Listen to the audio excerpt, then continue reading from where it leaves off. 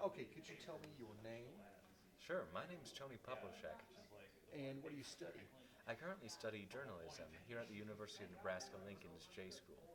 And what's one of your favorite hobbies or activities that you do in your free time? Well, in my free time, I really like to play around with old photographic equipment. I'm currently developing my own film in my bathtub. Just recently, I want to say 2 days ago, I developed my first film of black and white. I expected it to be terrible. It was kind of stressful. I had to get the timers just right. I was working in complete dark, and it came out perfectly. I shot on an old Canon model from the late 70s, an A1, I think, and I developed with Ilford Ilfasoft 3, I want to say. My next big project with this old photo gear is to manually print a photo using an enlarger, which I think should be pretty fun. And how did you get into this?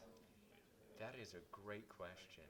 Um, it must have started a few years ago. I took one of the 160 classes where we shot with digital, and then I thought, wait, people make fun of me for listening to records. I may as well get into old film equipment too.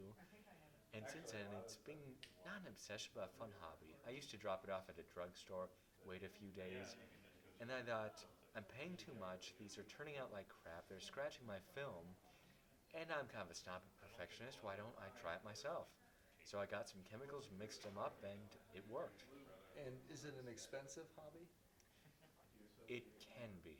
Um, you'll save money in the long run if you develop your own film, um, but for the price of an old SLR, 30, 40, $50, plus a roll of film being between 2 to 6 depending on your quality, the amount of rolls of film you can shoot to even reach the price of an entry digital camera is astounding.